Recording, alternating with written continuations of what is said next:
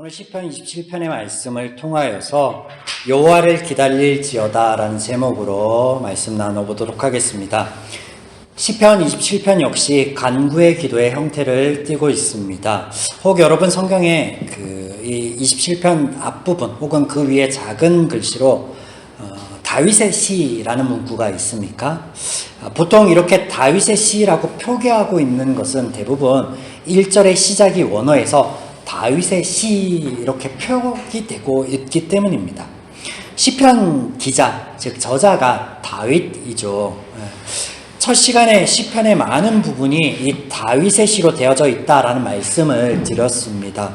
우리가 기억하는 바 시편 23편의 찬양의 시 외에는 대부분이 이 다윗의 시의 대부분이 비탄이나 간구의 시입니다. 오늘 본문처럼 이렇게 놓고 보면 돌아보면 다윗이 정말로 많은 환난과 역경이 있었구나. 이 수많은 비탄의 시 혹은 간구의 시를 지은 거 보니라고 생각할 수 있는데, 그런데 정작 성경을 처음부터 살펴와 보면 다윗에게 환난이라고 여겨지는 것이 몇 번 되지 않습니다. 한 두세 번 정도? 10대 중반에서 20대까지 사울을 피해서 도망 다닐 때, 또 아들 압살론의 난을 피해서 도망갈 때, 그리고 말년에 인구조사로 하나님께 죄를 지어서 어떤 그 죄의 결과를 담당할 때 정도, 한 두세 번 정도였던 것 같아요. 그의 나이가 30세에 유다의 왕이 되고요, 7년을 다스린 후 전 이스라엘의 왕이 됩니다. 그리고 33년을 다스렸으니 40년을 왕으로 있고 70세 정도의 죽음을 맞이하는데, 그가 사울을 피해 도망 다닐 때 약 15년 정도를 빼면 그의 인생은 나름 꽃길이었습니다. 평범한 무백성들은 누릴 수 없는 많은 것들을 누려왔습니다. 그럼에도 시편을 묵상하다 보면 허구한 날 도와주소서, 구원하여 주소서, 대적과 원수들의 이야기들을 하고 있습니다. 심지어는 찬양의 시인 23편의 그 고백 속에서도 이 원수는 등장하고 있습니다. 하나님께 도와달라, 구원하여 달라. 잘못된 건 아니죠. 잘못된 건 아니에요. 왜 서두에 이런 말씀을 드리냐? 오늘 본문을 이해하기 위해서입니다. 총 150편의 시들 중에 비탄 혹은 간구의 시들을 보시면 구조가 대부분 이렇습니다. 먼저 직면한 문제에 대한 호소로 시작합니다. 이것이 탄식이죠. 이제 도움과 구원을 바라는 간구, 기도가 이어지고 들어줄 것을 바라며 확신하며 찬양이나 선포로 마무리됩니다. 일반적으로 이런 패턴을 따르고 있는데 오늘 본문은 이 패턴을 뒤집고 있습니다. 먼저 찬양이 등장합니다. 1절 보시면 여호와는 나의 빛이요 나의 구원이시니 내가 누구를 두려워하리요. 군대가 나를 에워싸고 진칠지라도 내 마음이 두렵지 아니하며 전쟁이 일어나 날 치러하여도 나는 여전히 태어나리로다. 내가 바라는 오직 한 가지는 내 평생 하나님을 바라며 사모하리라. 찬양, 고백으로 아주 멋있게 이어집니다. 이렇게 확신에 찬 고백을 하다가 7절에 갑작스럽게 돌변합니다. 7절 여호와여 내가 소리내어 부르짖을 때에 들으시고 또 나를 긍휼히 여기사 응답하소서. 주의 얼굴을 내게 숨기지 마시고 주의 종을 놓아여 버리지 마소서. 주는 나의 도움이 되셨나니 나의 구원의 하나님이시여 나를 버리지 마시고 떠나지 마소서. 조울증 환자인가요? 찬양을 하다가 갑자기 막 울며 부르짖고 있습니다. 다윗의 시라고 시작되고 있으니 서로 다른 느낌의 이 고백들에 대하여 헷갈려하며 학자들 간에도 이런저런 이야기들을 많이 합니다. 여러분은 오늘 본문을 함께 읽어오면서 어떤 느낌이 드셨습니까? 네, 별반 아무 생각이 안 드셨을 텐데 대부분 성도님께서는 다시금 성경을 읽을 때 읽지 말아야 될 원론적인 이야기를 좀 해보겠습니다. 성경은 하나님에 대하여 계시하여 주는 책입니다. 성경에 등장하는 인물과 나라, 시대적, 지리적 배경들은 하나님의 살아계심과 역사하심 그리고 말씀에 대한 사실과 확실을 우리에게 보여주는 것이며 하나님을 이해시키기 위한 방편입니다. 이런 배경적인 것들을 염두에 두면 본질을 보지 못할 경우가 많이 있습니다.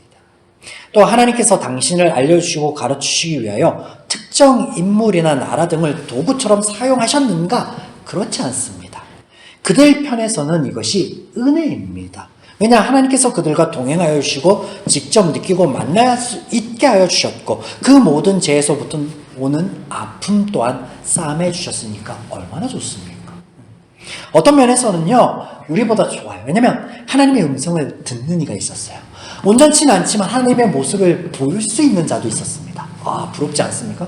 우리는 절대 하나님의 음성을 직접적으로 들을 수 없어요. 모습을 간접적으로도 볼 수 없습니다. 다른 편에서는 어떤 영적으로는 신앙의 고백 안에서는 그럴 수 있지만 구약 성서처럼 그런 일들은 우리 삶에서 흔한 일이 아닙니다. 없어요.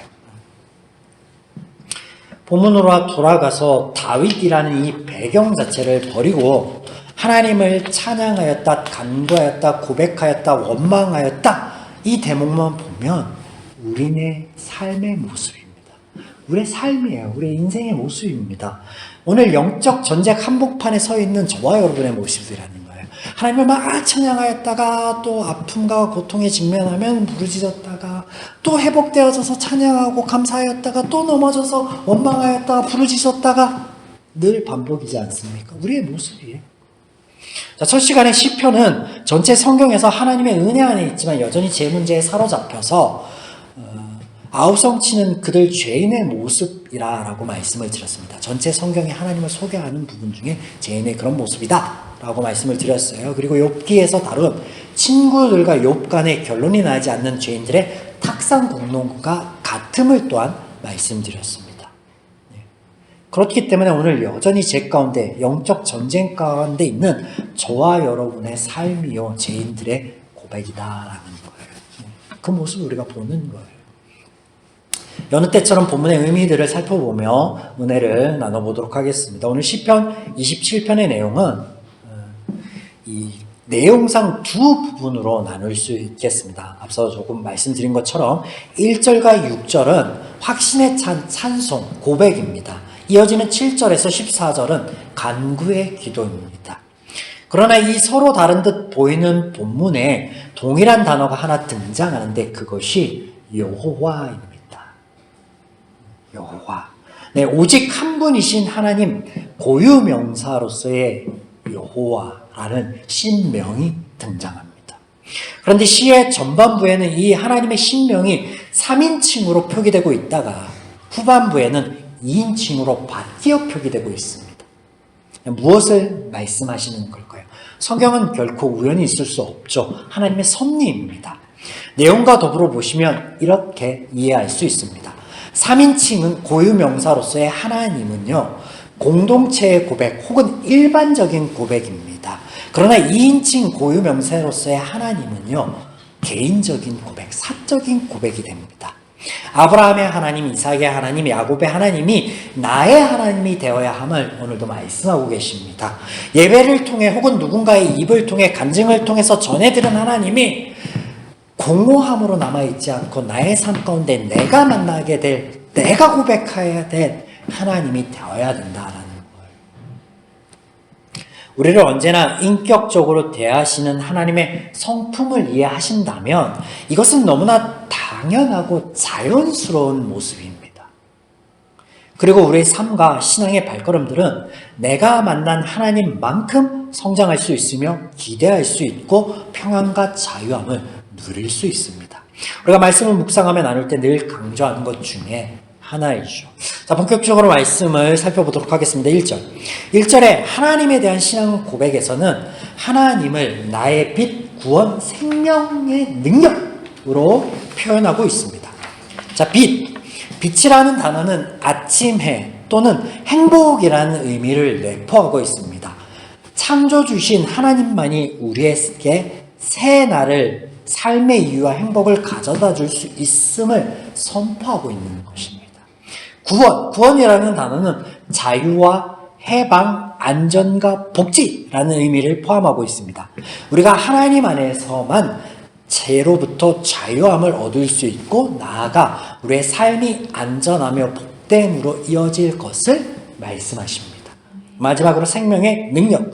여기 능력으로 번역된 단어는 힘입니다. 힘. 더불어 안전한 장소로서의 피난처나 요새를 상징하기도 합니다. 또 생명이라는 단어는 살아있음 자체, 존재하는 것 자체를 의미하는 단어로서 하나님만이 우리 죄된 삶 속에서 유일한 안식처요 피난처가 됨을 말씀하십니다. 인간으로서의 존엄과 생명력 있는 삶으로 인도하심을 말씀하십니다. 서두에서 말씀드린 대로 우리 삶 가운데 조금의 문제와 삐걱됨이 있으면 그 어떤 곳보다 먼저 우리가 달려갈 포근한 안식처가 어디라는 거예요? 하나님이다라는 것이죠. 오늘 그 품 안에서 안식을 누릴 수 있는 저와 여러분이기를 주님의 이름으로 소망합니다. 여러분, 이런 하나님에 대한 선포에 공감하십니까? 확신하십니까? 네, 그렇다면 더 이상 우리에게 어떤 문제와 근심이 있겠습니까? 이것에 대한 이어지는 선포가 그렇습니다. 3절. 군대가 나를 대적하고 진칠지라도 내 마음이 두렵지 아니하며 전쟁이 나를 치러 할지라도 나는 여전히 태연하리로다. 그 어떤 문제와 그 어떤 역경이 그 어떤 시련이 나에게 와도 내 마음은 고요한 잔잔한 호수와 같으리라. 그렇게 고백하고 있습니다.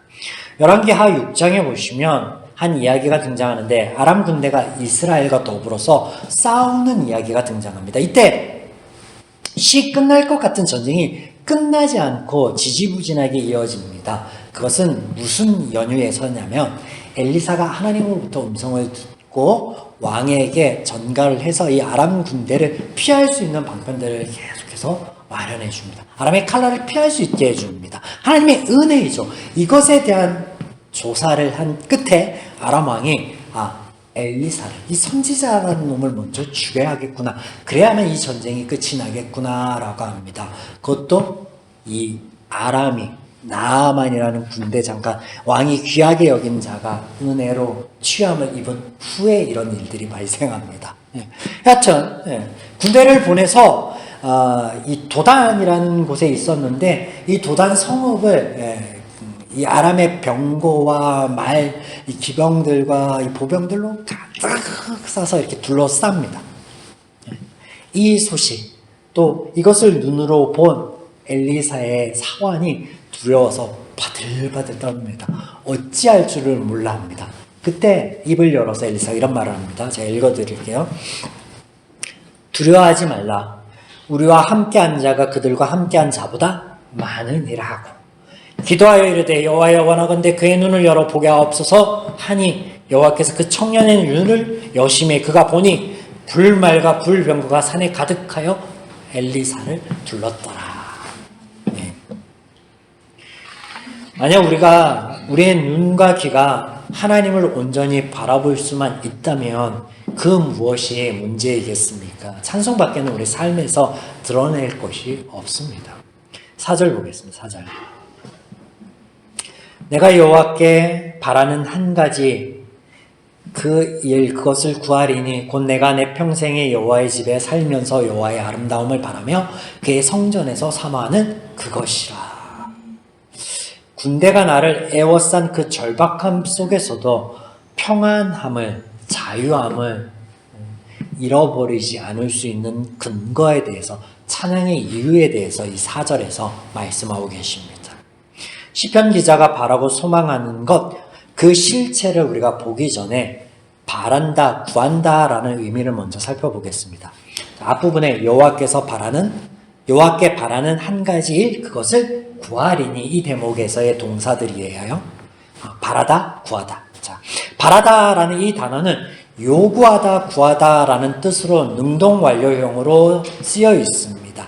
구하리니라는 단어, 또 이 구하리니라는 단어는 찾다, 추구하다라는 뜻으로 강의 미완료형으로 사용되었습니다. 그러니까 앞 단어는 완료형으로, 능동 완료형으로 되어 있고 뒷 단어는 강의 미완료형으로 되어 있어요.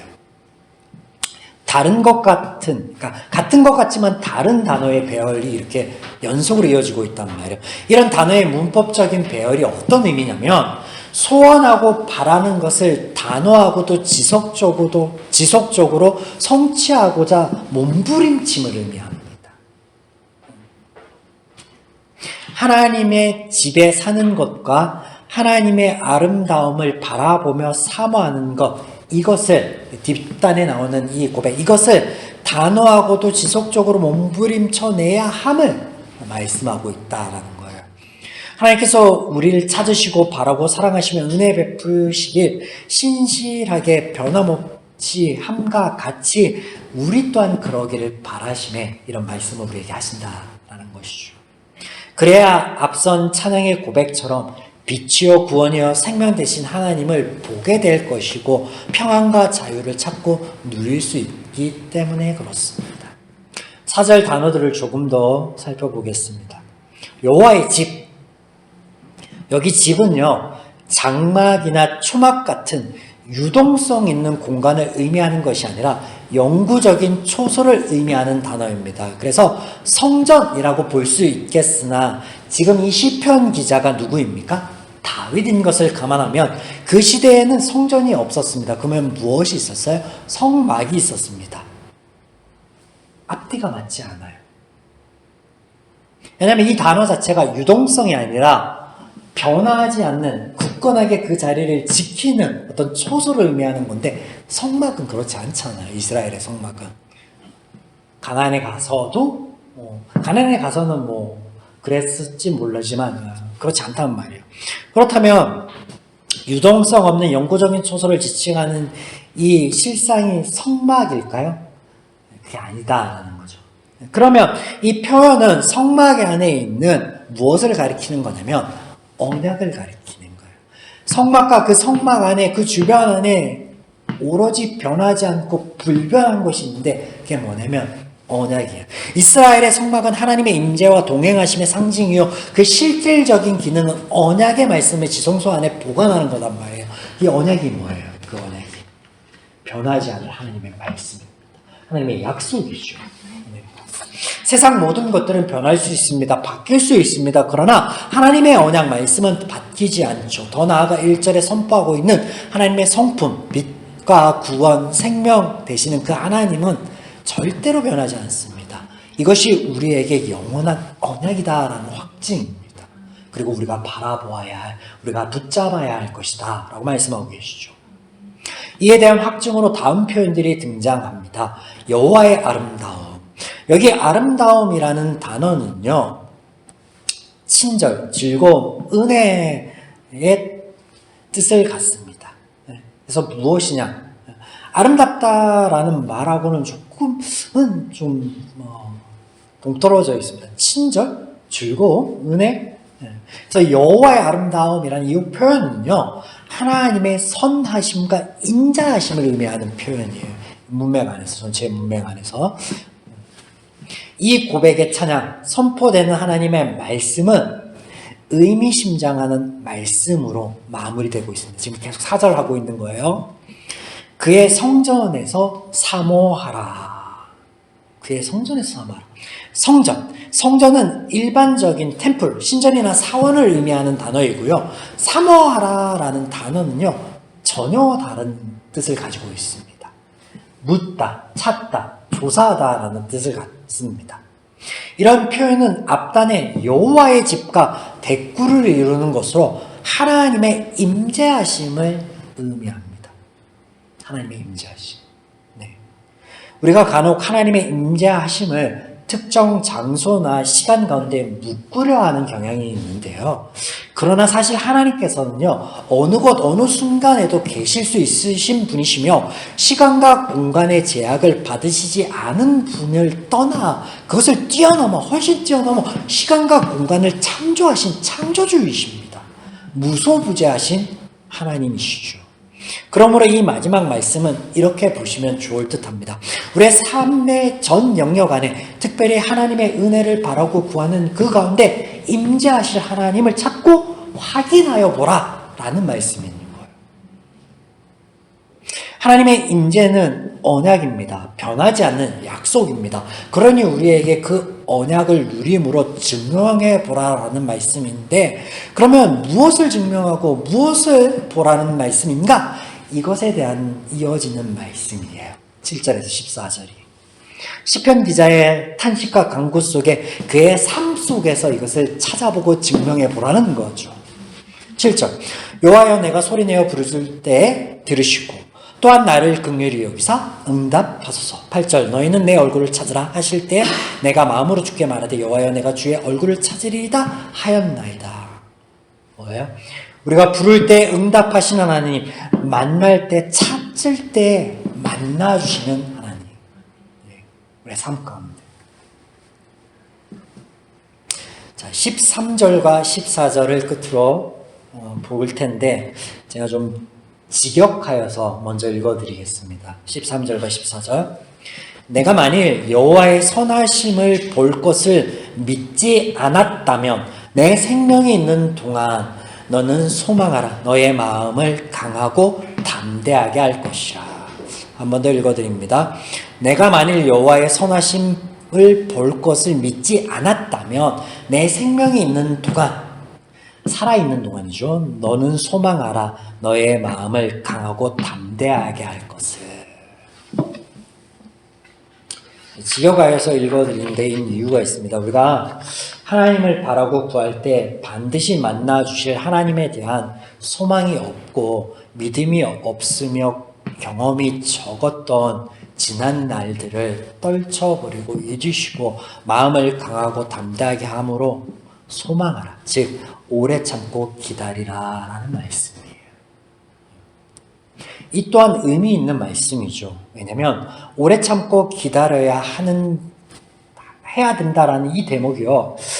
우리의 기대하는 것과 하나님의 역사 사이에는 갭이 있어요. 차이가 있습니다. 우리가 하나님의 마음과 하나님의 가치관이 아닌 세상의 마음과 세상의 가치관 안에 내가 옳다라고 여겨지는 그 그림 안에서 하나님을 바라고 하나님의 응답을 기다리면요, 늘 그 기다림과 그 응답에는요 더딜 수밖에 없습니다. 그러나 우리에게 최선의 것을 주시기 위한 이 하나님의 응답하심의 기다림은 또한 우리를 배려하시는 하나님의 은혜입니다. 자, 보세요. 사실 우리가 하나님의 응답을 바라는 것이 아니라 하나님께서 우리를 기다리시는, 우리가 하나님의 응답을 기다리는 게 아니라 하나님 우리를 기다리신다라는 거예요. 어떤 의미냐면 하나님께서 하나님의 선한 것으로 우리에게 응답하여 주시고 우리에게 채워주실 것을 원하는데 그게 강제적으로 임하는 게 아니라, 강제적으로 채워지는 게 아니라 내가 그것을 바라보고 그것을 소망할 때입니다. 그러면 내가 하나님의 눈으로, 하나님의 마음으로, 하나님의 가치관으로 그것을 바라보고 소망할 때까지 하나님께서 어떻게 기다려주신다라는 거예요. 우리는 우리가 기다리고 우리가 그 응답을 고되게 이렇게 학수고대하는 것처럼, 아니요, 하나님은 우리에게 그렇게 참아주시고 견뎌주시고 사랑하여 계신다라는 것이죠. 사랑하는 여러분, 오늘 하나님께서는 내게 변하지 않는 하나님의 언약으로서의 말씀을 붙들고 삶 가운데 이를 증명함에 누리라라고 말씀하고 계십니다. 악한 세상에서 우리에게 오늘 너의 하나님이 어디 계신가, 너의 기도에 응답하신 하나님을 증명해보라는 요청을 수많이 또 다른 형태로 하고 있습니다. 그러나 예수님의 말씀이 떠오릅니다. 악하고 음란한 세대가 표적과 이적을 구하나 주께서 보이실 것은 하나님의 말씀, 언약뿐이다. 하나님께서 오늘 내게 주시는 말씀을 붙들고 마음을 강하고 담대하게 하십시오. 우리를 향해서 바라보고 증명해 보라는 세상의 휘둘림과 유혹과 공격 따위는 이 시편에 등장하는 군대가 나를 에워싸고 전쟁이 일어나도 내 마음 요동치 아니라 라고 하는 그 고백처럼 떨쳐버림에 요동하지 마시고 잠잠하십시오.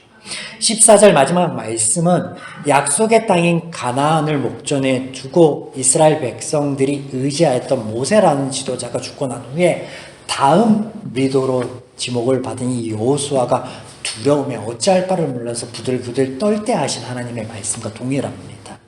무엇을 두려워하며 무엇을 낙심하며 무엇을 바라고 있습니까, 여러분? 오늘 나의 하나님, 내게 말씀하시는 하나님을 바라십시오. 누리십시오. 삶으로 살아계신 그 하나님을 고백하며 증거하는 저와 여러분의 삶의 길을, 발걸음의 길을 주님의 이름으로 간절히 축원드립니다. 아멘.